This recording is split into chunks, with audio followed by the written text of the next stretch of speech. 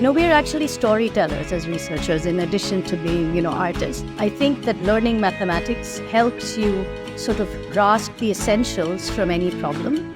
And that automatically allows you to lead up to a certain level of abstraction that then can connect with very different things. Different people have different starting points, and understand what is their displacement, not what is their current position. That's more important. All I can say is your brilliance is unmatched. That's really was like my eureka moment in terms of how important mind space is in order to do anything creative. Ma'am, you studied at IIT Bombay. You also worked at Bell Labs. You have been constantly creating and innovating for almost 2 decades now. So I really want to understand what makes Kavita Ramanan the Kavita Ramanan. We are thrilled and grateful to welcome Professor and Dr. Kavita Ramanan, a dynamic thought leader and innovator in the field of applied mathematics. With numerous accolades, she has also made remarkable contributions to mathematical framework and outreach efforts that bridge diverse fields like neuroscience and operation research. Today, we are excited to dwell into her journey, exploring how she continues to learn with her inspiring work and vision. We hope you enjoyed this insightful conversation. If you do, please consider liking, sharing, and subscribing to help us continue bringing you meaningful stories and inspiring voices. Kavita ma'am, very, very grateful to have you here today. How are you doing? I'm doing fine. Thank you so much, Priyanka, for this invitation. It's a real pleasure to be here. Ma'am, it's an honor for me to just be in the same frame as where you are. So thank you so much for being here today. I'm very grateful to you. I would start with an introduction about you and things would get really glorious. But in short, I would like to say from whatever the things that I've researched about you, all I can say is your brilliance is unmatched. You have been constantly creating and innovating for almost 2 decades now.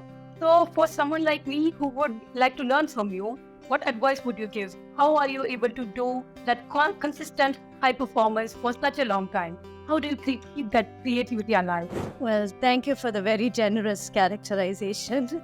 But I think the main thing is like what brought me to and keeps me in the field is really a genuine interest in the subject and wanting to understand something better. So, I don't really think of performing or anything. I'm not just like I'm in an investigation. I'm trying to understand something. And then I want to share that excitement with the world. So it's this constant inner drive that is related to the subject, not related to, sort of anything external, which I think it's the real thrill of wanting to understand and explain and, share with other people whatever little that you understand. And so I think that allows you to, have the stamina and the patience to keep sort of the tenacity of a limpet, as they say. You cannot give up easily on something. And I think if you have sort of spent a long time working on one thing which seemed intractable and then you somehow saw the light, then that helps you even more the next time to have the optimism to know that if you persevere, then you will actually be able to find the answer. Yes. Yeah, you asked about, I think, creativity. I mean, that's a really hard thing to understand. One doesn't really know how it works. But I think what you do is like keeping a broad mind to different influences and not letting oneself get stuck in a rut. Maybe that helps. And I think, again, it's the passion for the subject that just makes your mind constantly be thinking about the same problem in different angles that perhaps aids creativity. And then on another front, maybe doing other things like running or singing. Maybe that helps activate the front polar cortex or whatever part of the brain it is that is, responsible for creativity. I don't know. So I don't do anything in particular. What is it for you? Running, singing, what is it for you? Nowadays, it's more singing than running. Yeah, but I think, how lovely. Both physically, hiking really does, kind of getting away and going to far places where you're alone and quiet. You don't know how your mind is working when you're doing those things. So singing for me is certainly the most energizing activity beyond math. I was listening to this podcast about Murakami and all about his writing process. So he says that he has 2 passions in his life. Of course, one we all know is writing, the other one is running. He is like, I have to have these 2 because each one of them makes me better at the other one. So I think that's something also that you mentioned. And of course, I think for creative people, there always needs to be some kind of balance, right? So you mentioned about having passion for something that you want to do. I want to talk about ideas. So in the field that you are in, you might have like many ideas that come to you on a daily basis, weekly basis, however that may be. But then how do you pick which idea to work on? Yeah, that's a really good question, because it's true that there are many things you could work on. You might say, okay, I think I can solve this, I can do that, but you really look for something that you think has a greater impact. So in some sense, you think, okay, suppose I had the solution to this. You want to answer. Suppose I had the answer. What is the story? We are actually storytellers as researchers, in addition to being, artists. So I think you think of the story in advance. So if I really understood this, of course, you don't know the whole story, but what might it lead to? What has more important consequences? So I personally also like to choose subjects which are not overcrowded. So I like to go sort of off the trodden path and say, okay, this really nobody's looking at, so there must be something here that is not really understood at all. And so let's try to see if one can make any indent. That can be a little risky because, it could be that you're the only one who's interested in that and nobody else, whereas there are some fields where everybody knows, everyone is working and any incremental work will be of interest. But somehow I think that by going sort of to less crowded fields, it also gives me the time to be able to develop the understanding to the level that I want before I share it. That is with, of course, my collaborators or students or postdocs, everything.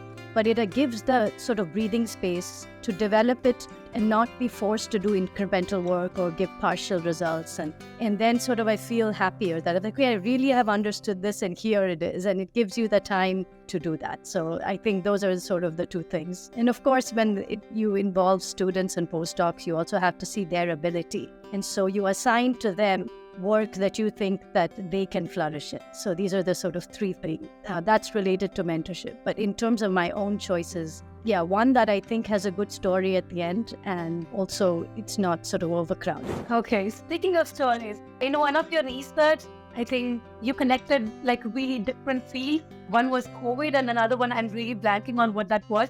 Maybe you can enlighten us what that was. And then you really found patterns between all of these fields. I was reading this article and Nike's incoming CEO says that the people who are able to find patterns in completely different things are someone like who can be like really good in the future. So what do you have to say about that? How did you really develop this sort of ability to do something like that? So I think actually that's a very strong case for mathematics in general. So I think what mathematics does, it really helps you develop that level of abstraction. So even if you don't plan to be a mathematician, in the end, or you don't plan to use it in a very fundamental way in your, I think that learning mathematics helps you sort of grasp the essentials from any problem. And that automatically allows you to lead up to a certain level of abstraction that then can connect with very different things. So of course, even within mathematics, there is this abstraction in general that helps you see commonalities between things that look apparently different, because you sort of shave away the inessentials and sort of dig down to what is fundamental over there, or depending on the question you're asking. And then you see the commonalities, and that's how you do it. But of course, there's also, that's sort of a general principle of abstraction that mathematics really insists on.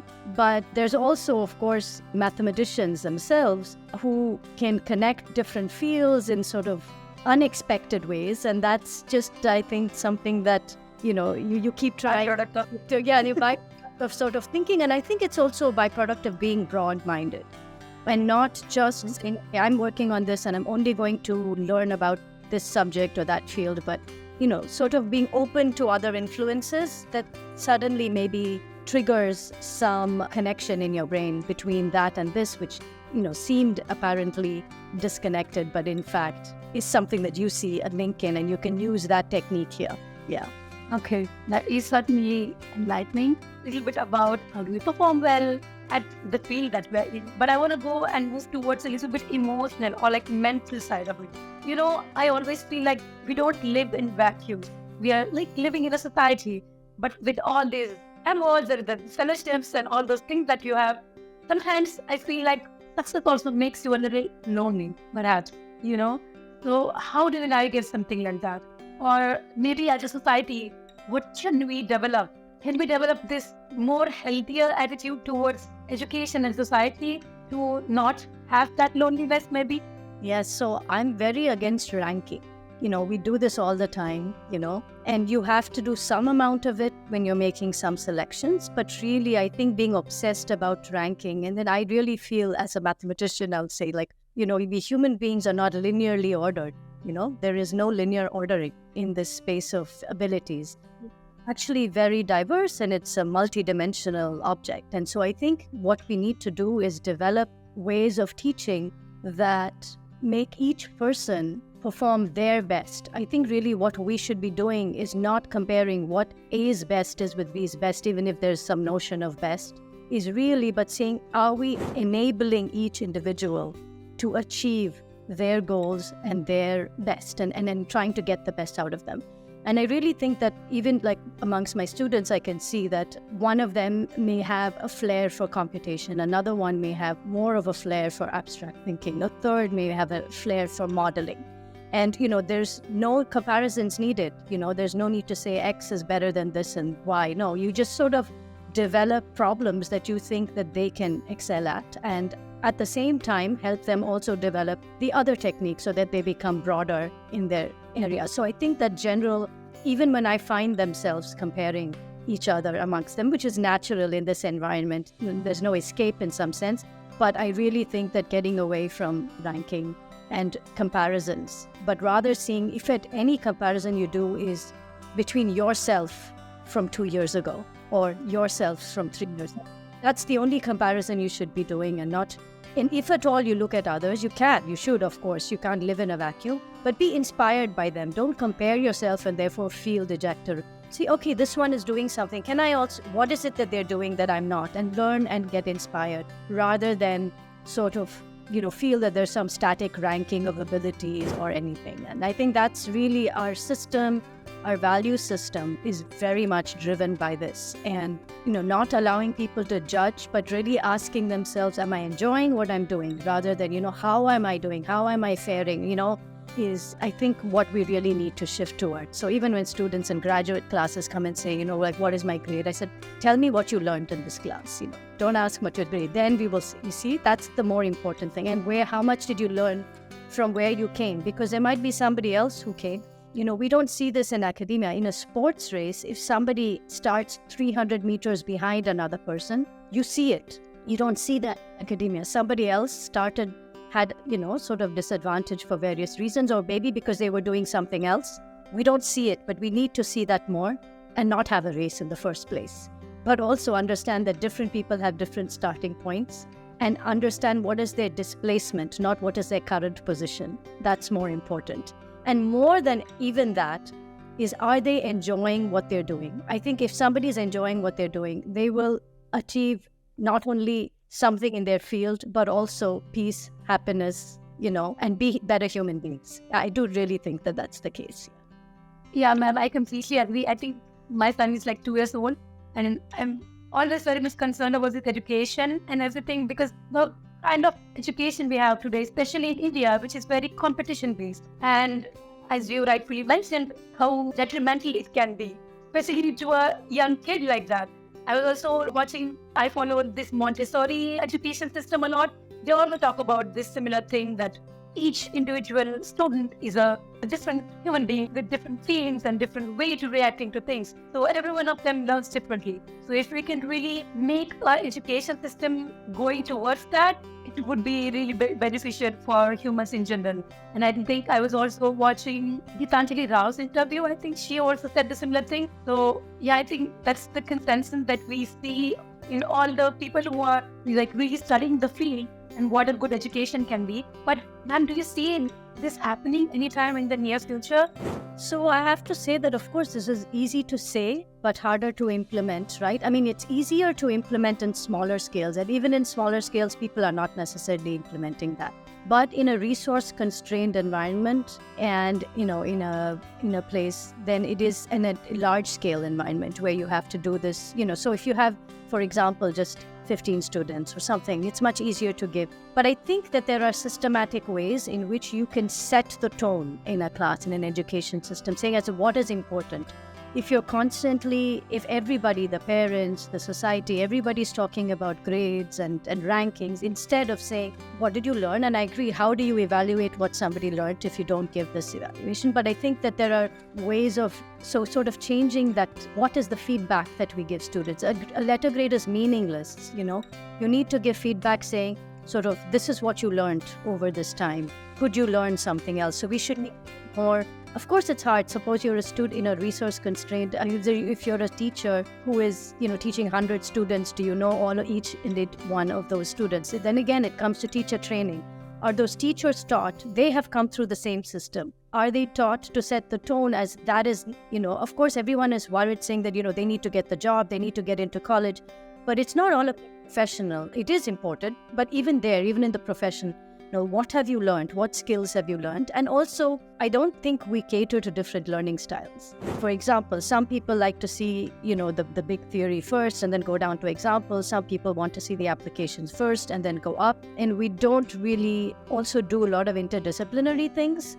For example, you could say, okay, something as simple as, I want to build a home, okay?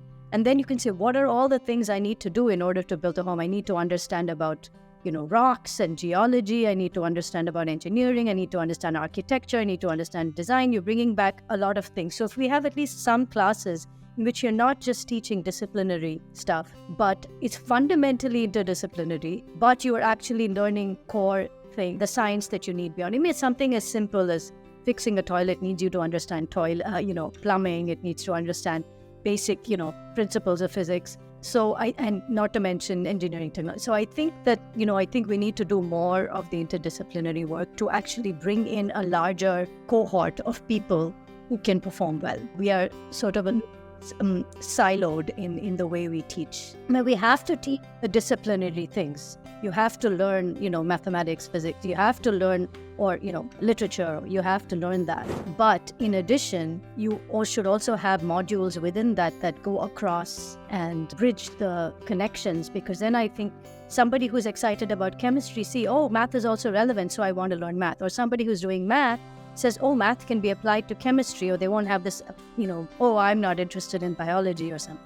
They see, really, math can be used. So maybe learning a bit of biology would be interesting to me, or similar, when you write a paper, you need to know how to write well. So you can't say, I'm not interested in English. I'm not interested in literature. In fact, some of my students, I tell them, I wish you had done more literature classes. Then you would be able to write a paper more well, because we're telling a story in the end, So I do think that interdisciplinary will get more people into the system. And it'll also teach you that some people are good at A, some people are good at B. So again, it also sort of subverts the ranking obsession. I think I would like to go back to our discussion before. We do hear a lot about academics and the kind of pressures you guys have to go through. Did you ever feel the feeling of burning out? Because since we talked about you have been working for such a long time, and how do you handle something like burning out? Yes, so there are 2-3 things. I think definitely, of course, burnout can be a problem. But I think at any time when you have to sort of feel your own pulse. And if you're feeling, and there are times when I feel overwhelmed, because I've just taken, so then I step back, ask myself, why am I feeling overwhelmed? Probably I've taken on too much, voluntarily. Or sometimes it might be involuntarily, right? So then you sort of you try to prioritize of all the things that you have taken on. Of course, you cannot renege on what you have taken on, but be more careful about the future things that you're going to take on. That's one thing. The second thing is, that's really if you're just, this is in terms of burnout of just being overcommitted. Okay. But there's another kind of burnout. It's not that you're overcommitted, you're just doing one thing, but maybe that's not working out so well and you're getting frustrated and you're getting burnt out from that.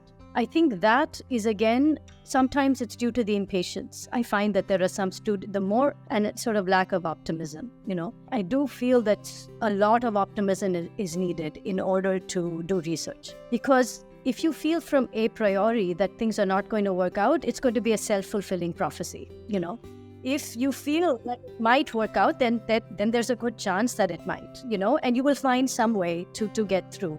It is sort of, if you're climbing a mountain, I like hiking, so if you're climbing a mountain, if you're constantly thinking of the peak, And instead of looking at the trees, looking at the ground, looking at some very nice flower that is grown, oh, I've never seen this, what is it? Or look at this vine that is wrapped around this tree in this really strange way, isn't that beautiful?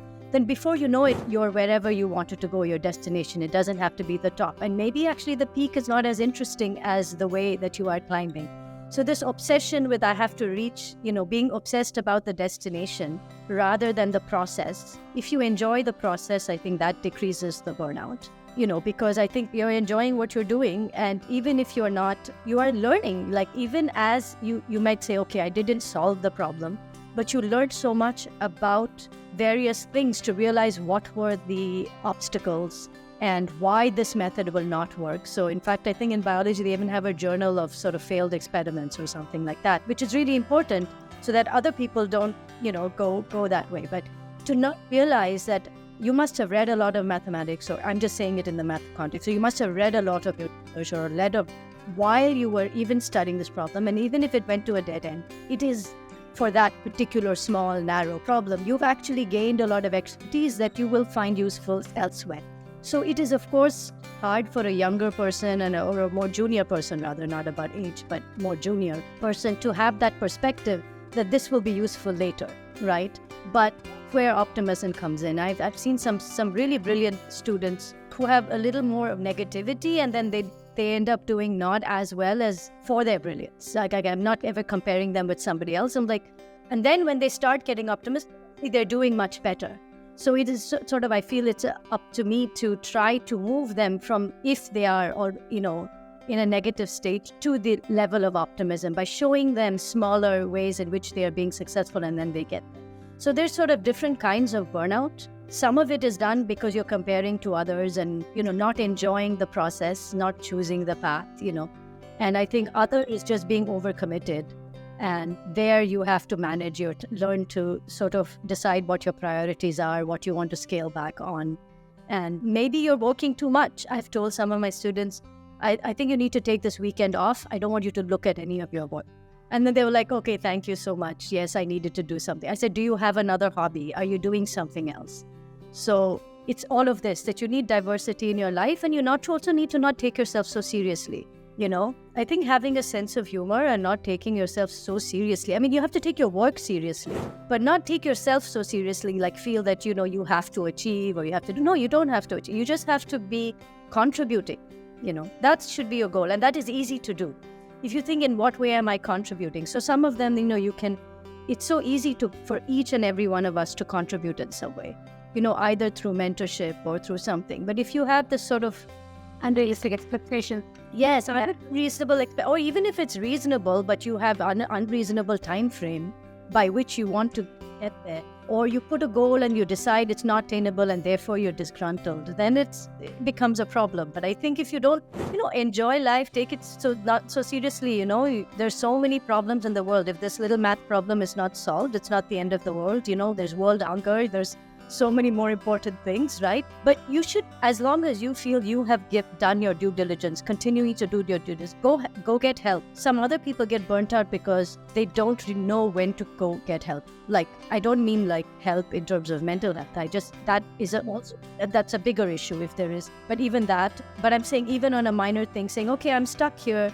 Can you help me get unstuck? Even to a student, to another friend, So isolating yourself too much can also, like you said, the isolation can lead to negativity and burnout. So, surround yourself with good friends. I'm super privileged in that way.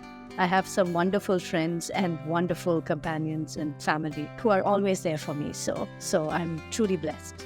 Ma'am, first of all, I want to thank you for acknowledging that you also go through such things. I think from the outside, when we look at you and when we look at all the awards and all the fellowships and everything, the journey that you have been taking, sometimes it feels like you're just taking steps after steps and going up the ladder and everything. But of course, there are some times when you feel, not up to your potential or maybe some other things. But yeah, I mean, the whole answer was brilliant. There's a lot to learn from each and every one of the points that you mentioned, but that's for the fact that you acknowledge.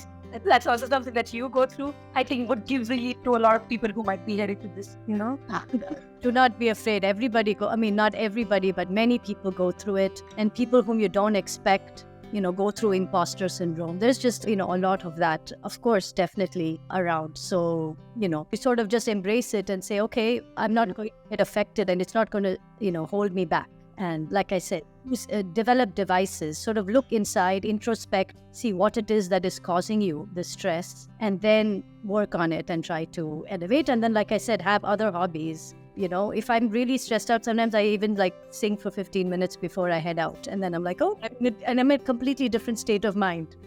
Everything, perspective shifts as to what is important, so. I think that awareness is important. We'll use running as well because it does help release adrenaline. Yeah.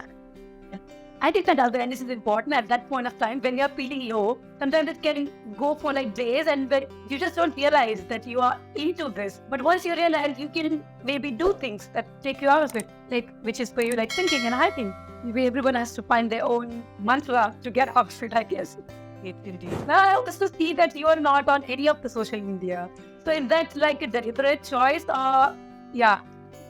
Yeah, partly. I mean, it's nice in a way because, social media helps you connect with people, for example, that you haven't seen before, or, you haven't seen in a while. For example, old friends, it does help you connect. And then it also helps you connect with individuals who share common interests whom you don't know. And so you can get new friends. So, it's not that I have anything against social media, but I feel that for me, it's just a information overload. So you asked another thing. So one thing that you have to do is you have to make I can admit to more insecurities. I remember once when I moved to Round, from my previous job at Carnegie Mellon. And there were so many things I had to do, find an apartment, deal with my old students, build a new student, so many things.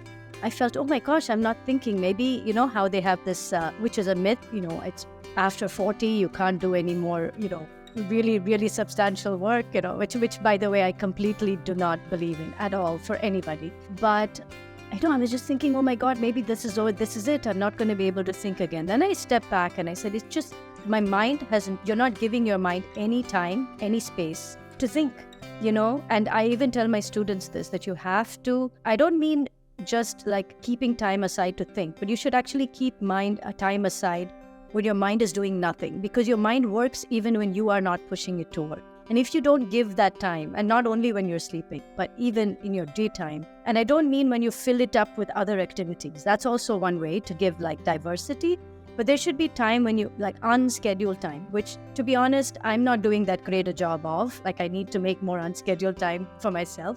But I do remember at that time that I was feeling particularly nervous and stressed out about, this not having any time. And then, I sort of changed that. And then suddenly I shut myself it happened not in a planned way. For some reason, I was in a room without internet, without a good phone. I didn't have a smartphone. And I think all I had was my computer, but with no access to the internet. And then I suddenly said, okay, I need to work on this problem. And then ideas just flowed.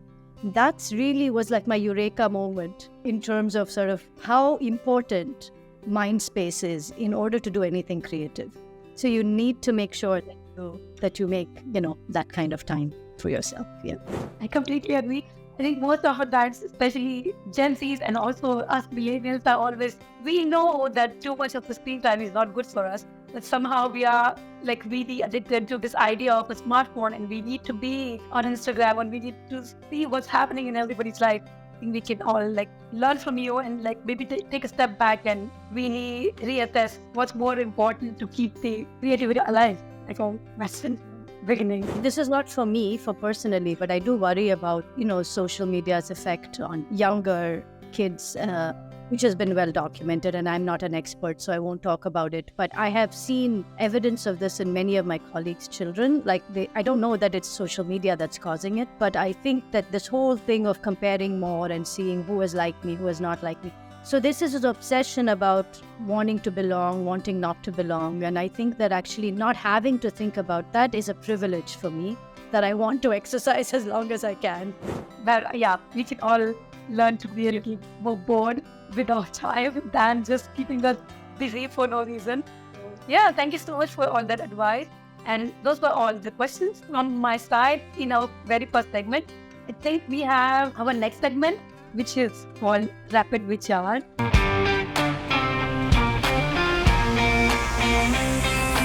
ma'am, I always think a person is an artifact of his or her education, or like shaped by the peoples we meet and the environments we are in, right? So I really want to understand what makes Kavita Ramanan the Kavita Ramanan. So these are the questions that I've created to understand more about you. Okay? So ma'am, tell me, what has Brown and University added to your personality? For Brown University, I mean, other than the wonderful diverse friendships, I think it has added to me the knowledge of the value of a collaborative atmosphere, where when each person supports each other, they benefit in addition to the whole group. So I think I had a wonderful collaborative atmosphere as a graduate student at Brown. And, I think that idea that you actually build in a collaborative and supportive atmosphere rather than in a competitive one was really something that was really ingrained, because it's a joyous process and everybody gains.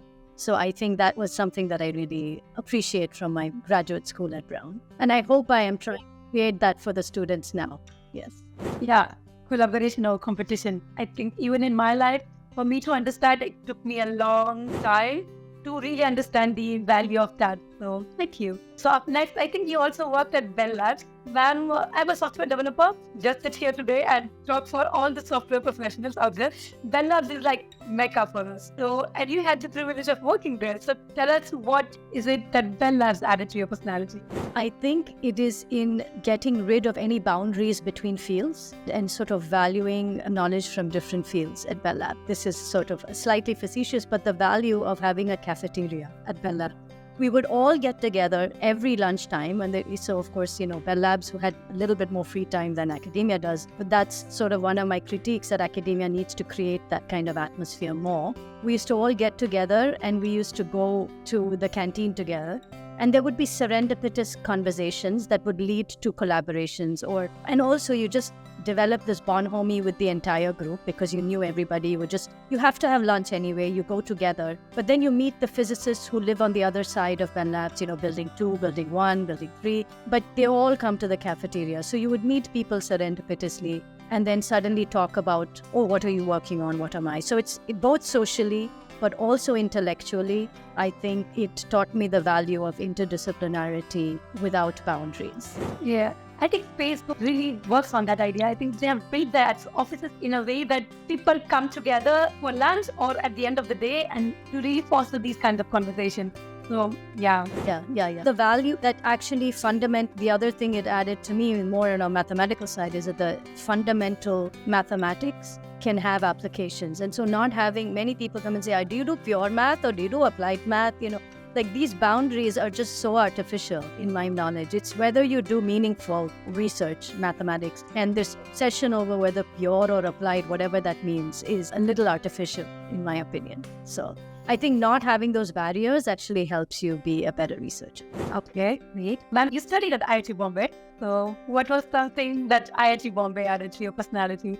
So I think IIT Bombay, there's so many things. Again, I had a wonderful time there. But I would say it developed a resilience in me that I think that it has firstly, that's quite demanding in terms of the number of courses and the number of things. And in addition, I used to go for music classes. In addition, I used to do other things. So it managed my time, learning how to multitask, learning how to manage my time, and also, develop resilience because, after all, we were the minority over there, the women and, of course. Yes. And so I don't really bother about who is saying what about anything. I just do my thing, so I think I always had that personality, but IIT just further reinforced it. Because, within a large place, someone is going to say something, but you just have to follow your path. And then, and of course I'm not saying the obvious of, I made wonderful friendships there, etc., but you were sort of asking what aspect of the personality it developed. I think a certain learning to multitask and also to be resilient, and a bit robust what people are saying. Yeah, great qualities. And your father is probably a mathematician. And you also mentioned that you grew up amongst a lot of academics. And tell us a little bit about that. How was childhood that way? And what did you learn early on, which probably many of us didn't get a chance to do? Right, sure. I feel truly privileged to have been, exposed to that early on, because often people don't even know what it means to be in academia. I was very lucky. And I think I realized very early on that I want to be in a profession that I enjoy. Because I saw everybody was doing something that there was a very blurred line between work and pleasure, in the way that they went about their profession. So irrespective of whether I went to academia or not, which I didn't decide till much later, I knew that I wanted a profession that I really enjoyed. It's not going to be something that just, sort of pays the bills, It's going to be something that actually I truly enjoy. And the other thing that I learned is that in academia, you can have really, truly, international collaborations, and the notion of sort of intellectual bonding without boundaries really appealed to me. So I really liked that. And then I found the education mission on the whole, and sort of the close bonds that you develop with your students, like they're part of your extended family. The idea that knowledge is one of the few things that increases when you share it. That all of those things I found extremely inspiring. I also things I should say that helped me in the long run, because I did also meet people, for example, sort of more students and, people who were buckling under the pressures that you mentioned earlier, and also who were a little bit narrow-minded about saying only what they worked on was interesting and dismissing what everybody else was doing. So that was very useful for me, because I realized, that's not whom I want to be, and that's not a healthy attitude. So knowing that this is a prevalent attitude not overall prevalent, but that it exists, such attitudes exist, made me eschew them and make sure that I do not, get dogged down by them. So both ways, I think I learned a lot from that. Well, that's a wonderful thing to learn at that age. Credit my parents. I mean, they were also very much instrumental in saying you should follow your passions and things like that. And they certainly created an atmosphere. Of course, they were very insistent that you do your best in whatever and don't just take it lightly. But it was more like it didn't matter what I did. They were not sort of discriminatory in whether, if I decided I wanted to be a philosopher or a literature or this, there was no discrimination that, between subjects. It's, can you do it well? I mean, can you do it with commitment and dedication was really and are you following a sort of ethical approach to doing whatever you're doing? So yeah, I have to credit my parents greatly for my personality, for sure. And my sister was a real support and from my early childhood. Okay, tell us more about her. Was she older, younger? How did she what kind of influence did she have on? Older, she's 3 years older. She was extremely loving. Is extreme, not was, but but she also was then, which you can't guarantee, right? With elder sisters when you're younger, but she was extremely. And I think because of her, I grew up earlier, and she's one of my best friends as well. Yeah, so I could share so many intellectual things, social things, humorous things. So I think it was, in terms of sort of having a balance, doing things with her, learning from her skills. Like I said, I don't have to compare, she's better at that, I'm better. No, but learning, or what her strengths were and saying, okay, maybe I could try to do this better or that better. And she was very nice and always encouraging.